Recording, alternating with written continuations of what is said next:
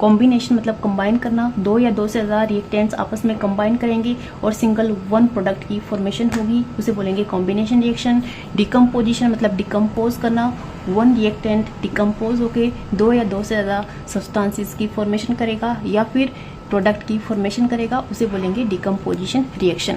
For example, जब दो या दो से ज़्यादा सब्सटेंसेस या रिएक्टेंट्स आपस में कंबाइन करते हैं और कंबाइन करने के बाद वन कंपाउंड की फॉर्मेशन होती है, उसे बोलते हैं कॉम्बिनेशन रिएक्शन।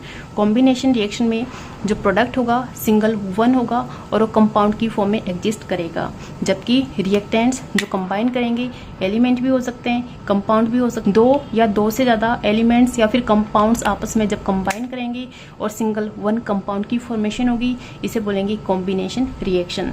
जबकि डिकम्पोजिशन रिएक्शन में एक वन कंपाउंड होगा और इस कंपाउंड को डिकम्पोज होने के लिए किसी एनर्जी की रिक्वायरमेंट होगी, मतलब डिकम्पोजिशन हमेशा एनर्जी की प्रेजेंस में होगा या हीट, इलेक्ट्रिक करंट या फिर सनलाइट की प्रेजेंस में होगा और एक वन कंपाउंड से दो या दो से ज़्यादा सिंपल सब्सटेंसेस की फॉर्मेशन होगी। कॉम्बिनेशन और डिकम्पोजिशन दोनों से एग्जाम्स में काफ़ी ज़्यादा क्वेश्चंस पूछे जाते हैं, साथ साथ हम इंपॉर्टेंट क्वेश्चंस को भी डिस्कस करेंगे। आपने वीडियो को लास्ट तक देखना है। अब कॉम्बिनेशन रिएक्शन में जो प्रोडक्ट की फॉर्मेशन होती है, तो डायरेक्टली अगर आप प्रोडक्ट्स के नाम याद रखते हो तो आसानी से आप कॉम्बिनेशन रिएक्शन को याद कर सकते हो। इन सभी में होती है कॉम्बिनेशन रिएक्शन। तो फर्स्ट ऑफ ऑल हम स्टार्ट करेंगे मैग्नीशियम ऑक्साइड से।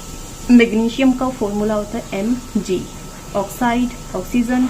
अब प्रोडक्ट मैग्नीशियम ऑक्साइड की फॉर्मेशन किस तरह से हो सकती है, एक इसमें मैग्नीशियम होगा, दूसरा इसमें ऑक्सीजन होगा, ठीक है। मतलब मैग्नीशियम जब कंबाइन करेगा ऑक्सीजन के साथ तो इस तरह से मैग्नीशियम ऑक्साइड की फॉर्मेशन होगी। ऑक्सीजन डायटोमिक फॉर्म में एग्जिस्ट करता है, ऑक्सीजन 2, ऑक्सीजन 1, इसको हम 2 से मल्टीप्लाई करेंगे। अब मैग्नीशियम भी 2 तो मैग्नीशियम 1 तो इसको भी 2 से मल्टीप्लाई करेंगे। Next is very very important, slagged lime. What is formula of slagged lime? आपने याद करना है formula of slagged lime, CaOH twice, calcium hydroxide, जिसे बोलते हैं स्लैग्ड लाइम। अब स्लैग्ड लाइम किस तरह से फॉर्म हो सकता है, एक तो इसमें क्या हो सकता है कैल्शियम ऑक्साइड और एक इसमें हो सकता है इस तरह से वाटर। मतलब कैल्शियम ऑक्साइड जब कंबाइन करेगा वाटर के साथ तो इस तरह से स्लैग्ड लाइम की फॉर्मेशन होगी। कैल्शियम ऑक्साइड को कहते हैं very important quick lime. What is formula of quick lime? Calcium oxide that is CaO। Quick lime जब वाटर के साथ कंबाइन करता है तो कौन सा प्रोडक्ट फॉर्म होता है, ये क्वेश्चन आपको CBSE बोर्ड में ऑलरेडी आ चुका है। तो क्विक लाइम वाटर के साथ कंबाइन करने के बाद स्लैग्ड लाइम की फॉर्मेशन करता है और साथ में इसमें कलर भी पूछा गया है। What is colour, what will be colour of slagged lime? Yes, colour of slagged lime will be white. Next is carbon dioxide. अब what will be formula of carbon dioxide? CO2। अब CO2 की formation किस तरह से होगी, एक इसमें carbon, next will be oxygen. जब कार्बन कंबाइन करेगा ऑक्सीजन के साथ तो simply it will give rise to formation of CO2। This is already balanced. Next is water. अब वाटर का फॉर्मूला यस H2O। H2O में 1 हाइड्रोजन, नेक्स्ट ऑक्सीजन। तो ये वाटर की फॉर्मेशन किस तरह से होगी, हाइड्रोजन कंबाइन करेगा ऑक्सीजन के साथ, oxygen exist in diatomic form, इसको 2 से मल्टीप्लाई करेंगे। हाइड्रोजन 2 to 4 और हाइड्रोजन 2 तो इसको भी 2 से मल्टीप्लाई करेंगे। Now balanced one, ammonium chloride, ammonia and HCl। तो इस तरह से अमोनिया जब HCl के साथ कंबाइन करेगा तो अमोनियम क्लोराइड की फॉर्मेशन होगी। उसी तरह से अब हम डिस्कस करेंगे डिकम्पोजिशन रिएक्शन। तो फर्स्ट ऑफ ऑल हम डिस्कस करेंगे थर्मल डिकम्पोजिशन। उसी तरह से थर्मल डिकम्पोजिशन के भी आपने एग्जांपल्स याद करने हैं और thermal decomposition is very very important, जिसमें से हर एग्जांपल से मोस्टली एग्जाम में क्वेश्चन आता है। इन सभी में थर्मल डिकम्पोजिशन होती है, 1 by 1 इन सभी को हम डिस्कस करेंगे। अगर एग्जांपल्स आप याद करते हो तो आपको रिएक्शंस को लिखना आसान होगा। फर्स्ट ऑफ ऑल हम स्टार्ट करेंगे लेड नाइट्रेट से। लेड नाइट्रेट का formula PbNO3 twice, this is formula of lead nitrate. Lead nitrate की जब थर्मल डिकम्पोजिशन की जाती है तो आगे क्या प्रोडक्ट फॉर्म होगा, तो एक तो इसमें नाइट्रोजन डाइऑक्साइड की फॉर्मेशन हो सकती है, एक इसमें ऑक्सीजन अलग से इवॉल्व हो सकता है, एक इसमें लेड ऑक्साइड की फॉर्मेशन हो सकती है। तो आगे जो प्रोडक्ट फॉर्म होंगे that is lead oxide, nitrogen dioxide और oxygen. But oxygen 2 to 4, 1 5, oxygen इस साइड 6, तो इसको हम बैलेंस करेंगे। अगर हम इस साइड 2 लिखते हैं, अब 2 लिखते हैं तो अब नाइट्रोजन कितने हो गए, 2 2 4, तो इधर नाइट्रोजन 1, तो इधर हम 4 लिखेंगे। अब ऑक्सीजन भी काउंट कर लेते हैं, ऑक्सीजन 4 2 8, 8 और 2 10 10, और इस साइड 12, तो इसको हम 2 लिखेंगे आगे, 10 और 2 12 हो गए, और लेड भी 2। इस तरह से अब ये बैलेंस्ड हो गई chemical equation.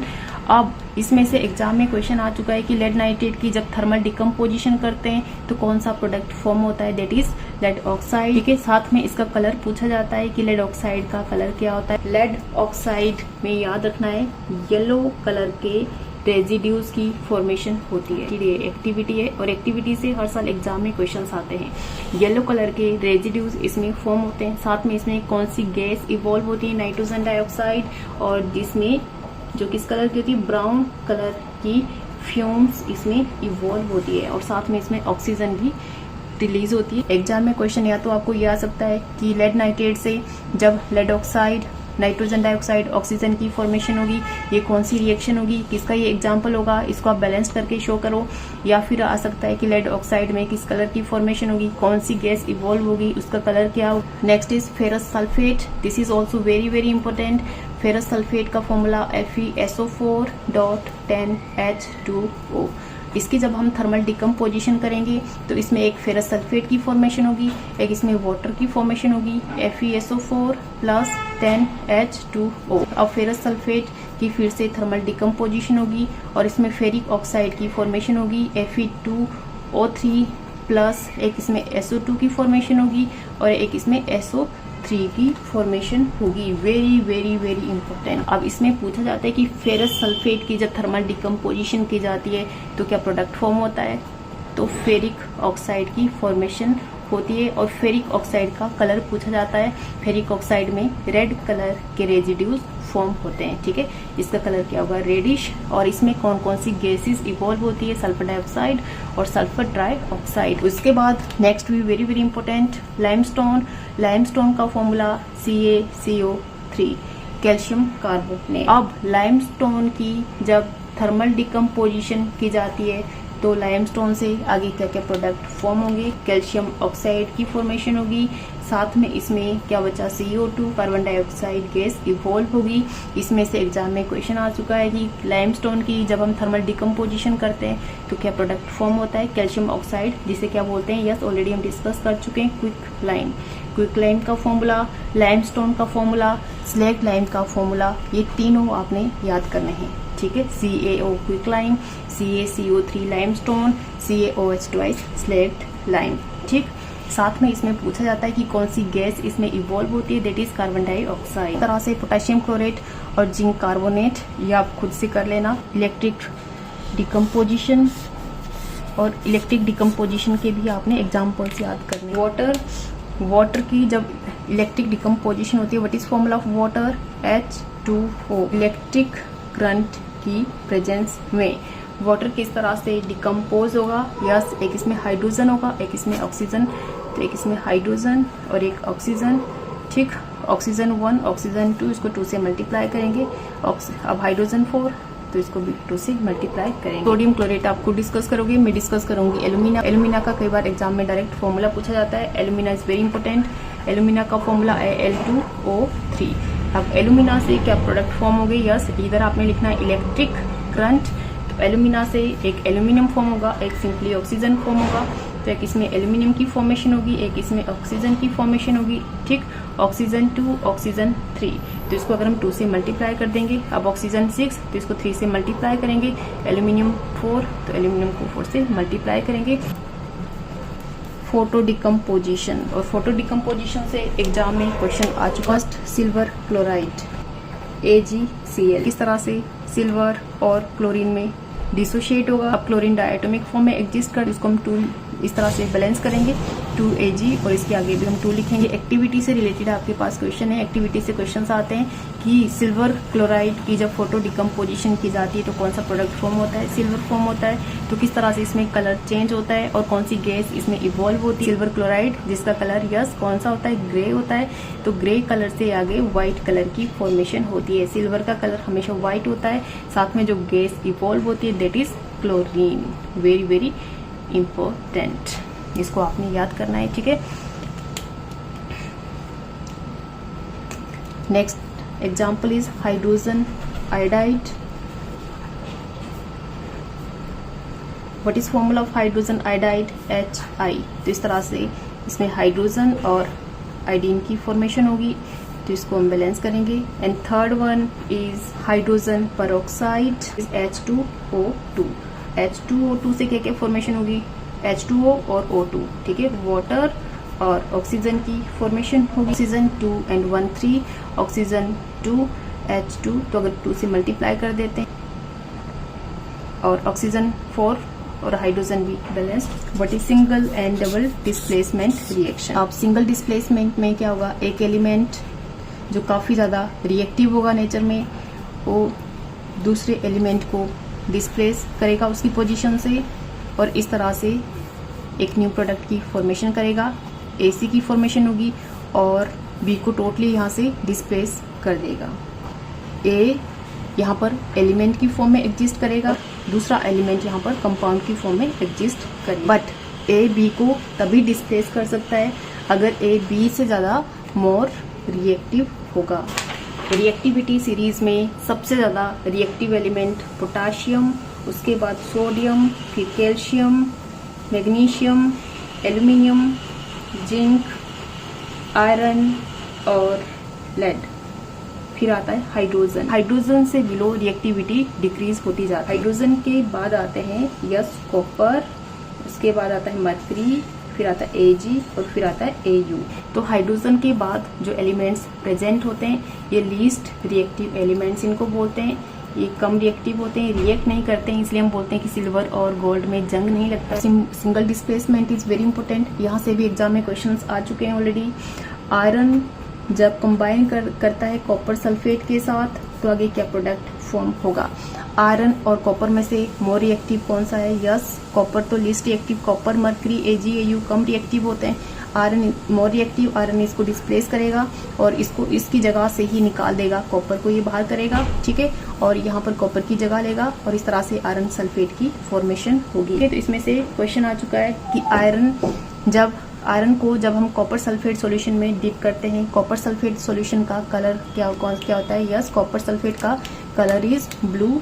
Copper sulphate solution में जब आयरन को डिप किया जाता है तो किस तरह से आगे न्यू प्रोडक्ट फॉर्म होता है उसका अपने नाम बताना है. That is iron sulphate, that is ferrous sulphate. और फेरस सल्फेट में कौन सा कलर फॉर्म होता है ये पूछा जाता है. दैट इज इसमें ग्रीन कलर की फॉर्मेशन होगी. बाद में जो आयरन रोड होती है उसका भी कलर क्या हो जाता है? Light brown. Next zinc plus H2SO4. अब हाइड्रोजन और जिंक में से मोर रिएक्टिव क्या होगा? हाइड्रोजन के बाद तो रिएक्टिविटी कम होती जाती है, हाइड्रोजन लेस रिएक्टिव होगा, तो जिंक इसको यहाँ से डिस्प्लेस करेगा और इस तरह से जिंक सल्फेट की फॉर्मेशन होगी और हाइड्रोजन लिबरेट होगा.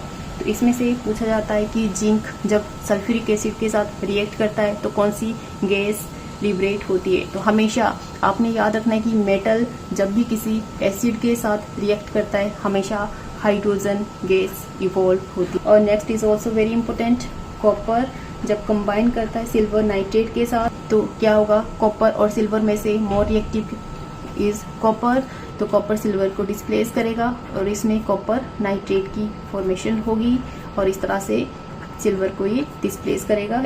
इसमें से भी क्वेश्चन आ चुका है एग्जाम में कि सिल्वर नाइट्रेट के साथ जब कॉपर रिएक्ट करता है तो सिल्वर नाइट्रेट जो कि कलरलेस होता है और बाद में जब कॉपर नाइट्रेट की फॉर्मेशन होती है तो कौन सा कलर इसमें फॉर्म होता है? That is blue. कॉपर के साथ आपने याद रखना है ब्लू कलर आएगा. तो ये एग्जांपल्स थे मेटल के. अब हम डिस्कस करेंगे एग्जांपल नॉन मेटल के, जिसमें less reactive non metal more reactive non metal को उसकी पोजीशन से डिस्प्लेस करता है. क्लोरीन मोर रिएक्टिव, फिर फ्लोरीन, उसके बाद ब्रोमीन, फिर आयोडीन. ठीक है, तो क्लोरीन ब्रोमीन से ज्यादा रिएक्टिव, तो क्लोरीन ब्रोमीन को डिस्प्लेस करेगा उसकी जगह से, तो क्या आएगा? KCl आएगा और Br को ये डिस्प्लेस करेगा. अब Br भी डायटोमिक फॉर्म में एग्जिस्ट करता है. इस Br का 1 एलिमेंट इसको हम 2 लिखेंगे. ठीक, 2K या 1K तो 2 लिखेंगे इधर भी. ठीक है, तो इस तरह से इसको हम बैलेंस करेंगे. डबल डिस्प्लेसमेंट रिएक्शन में दोनों इस साइड रिएक्टेंट कंपाउंड की फॉर्म में एग्जिस्ट करेंगे. For example BaCl2 plus sodium sulphate Na2SO4 metal पर होता है पॉजिटिव चार्ज, ठीक है, नॉन मेटल पर नेगेटिव चार्ज। इस तरह से सोडियम पर पॉजिटिव चार्ज, SO4 पर नेगेटिव चार्ज। पॉजिटिव और नेगेटिव कंबाइन करेंगे, पॉजिटिव और नेगेटिव कंबाइन करेंगे तो इस तरह से न्यू प्रोडक्ट की फॉर्मेशन होगी। इसमें बेरियम सल्फेट की फॉर्मेशन होगी, साथ में इसमें सोडियम क्लोराइड की फॉर्मेशन होगी। तो सोडियम क्लोराइड का फॉर्मूला NaCl, इसको हम 2 लिखेंगे आगे इस तरह से। सिल्वर नाइट्रेट जब कंबाइन करता है सोडियम क्लोराइड के साथ तो किस तरह से, silver positive charge, Na3 negative, sodium plus, chlorine पर नेगेटिव चार्ज, पॉजिटिव नेगेटिव के साथ और पॉजिटिव नेगेटिव के साथ कंबाइन करेगा तो किस तरह से AgCl और NaNO3 की फॉर्मेशन होगी। First oxidation. अब ऑक्सीडेशन का मतलब क्या होता है, गेन ऑफ ऑक्सीजन, ठीक है, gain of oxygen is oxidation. और रिडक्शन क्या होता है, gain of hydrogen is called reduction, ठीक है। अब इसका अपोजिट क्या होगा, यस, गेन ऑफ ऑक्सीजन और हाइड्रोजन को ये क्या करेगा, लॉस ऑफ हाइड्रोजन, ठीक है। उसी तरह से इधर गेन ऑफ हाइड्रोजन तो क्या होगा, लॉस ऑफ ऑक्सीजन, इसको हम बोलेंगे रिडक्शन। जैसे कि सिंपली मैग्नीशियम ने जब ऑक्सीजन के साथ कंबाइन किया तो किस तरह से मैग्नीशियम ऑक्साइड की फॉर्मेशन हुई, ठीक, इसे हम बोलेंगे ऑक्सीडेशन रिएक्शन। तो इस तरह से CuO जब कंबाइन करेगा मैग्नीशियम के साथ तो किस तरह से Cu और मैग्नीशियम ऑक्साइड की फॉर्मेशन हुई। तो आपने इसमें फाइंड आउट करना है कि किसमें ऑक्सीडेशन हुई, किसमें रिडक्शन हुई। अब मैग्नीशियम से मैग्नीशियम ऑक्साइड की फॉर्मेशन हुई, ऑक्सीजन को गेन किया। अब gain of oxygen is called oxidation, इसमें क्या हुआ, ऑक्सीडेशन। और इस कॉपर ऑक्साइड जिसके पास ऑक्सीजन था, अब सिंपली क्या फॉर्मेशन हुई, कॉपर की, इसने ऑक्सीजन को लूज किया, ठीक है, loss of oxygen. Loss of oxygen को क्या बोलेंगे, रिडक्शन। अब इसी में से आपने ऑक्सीडाइज्ड और रिड्यूस्ड को भी आइडेंटिफाई करना है। ऑक्सीडाइज्ड, अब नाम से जैसा क्लियर हो रहा है, ऑक्सीडाइज्ड मतलब, डाइज्ड मतलब ले लिया, खा लिया जिसने ऑक्सीजन को, उसको ऑक्सीडाइज्ड हुआ। और जिसने ऑक्सीजन खा लिया, ऑक्सीजन ले लिया और ऑक्सीडाइज्ड हुआ। तो किसने ऑक्सीजन ले लिया, MgO, ठीक है। तो Mg यहाँ पे क्या हुआ, ऑक्सीडाइज्ड, ये इसमें ऑक्सीडाइज्ड हुआ। तो रिड्यूस्ड क्या होगा, कॉपर ऑक्साइड जिसके पास ऑलरेडी ऑक्सीजन था और ऑक्सीजन दिया, ये क्या हुआ, रिड्यूस्ड, जिसने की ऑक्सीजन को दे दिया। अब ऑक्सीडाइजिंग एजेंट क्या होगा, एजेंट होते हैं हेल्पर, जिसके पास ऑलरेडी ऑक्सीजन थी और जिसने ऑक्सीजन दी। तो ऑक्सीडाइजिंग एजेंट होगा कॉपर ऑक्साइड, ठीक है, ये होगा ऑक्सीडाइजिंग एजेंट। ये हेल्पर, इसके पास ऑक्सीजन थी, इसने अपनी ऑक्सीजन दी। और रिड्यूसिंग एजेंट क्या होगा, यस, अपोजिट, तो ये क्या होगा इसमें, रिड्यूसिंग एजेंट। अब ये सोडियम था और आगे सोडियम ऑक्साइड की फॉर्मेशन हुई तो इसने ऑक्सीजन को गेन किया, gain of oxygen is oxidation. और इसमें क्या होगी अब, रिडक्शन। सिंपली अगर इसमें ऑक्सीडेशन हुई तो सिंपली इसमें क्या होगी, रिडक्शन। अब ऑक्सीडाइज्ड मतलब जिसने ऑक्सीजन को खा लिया, तो सोडियम ने ऑक्सीजन को फाइनली खा लिया, ले लिया, तो ये क्या हो गया, ऑक्सीडाइज्ड। अगर ये ऑक्सीडाइज्ड हुआ तो सिंपली ये क्या होगा, तो इसने ऑक्सीजन दी तो ये क्या होगा, ऑक्सीडाइजिंग एजेंट। और इसने ऑक्सीजन को लिया तो ये क्या हो गया, ऑपोजिट इसका, रिड्यूसिंग एजेंट।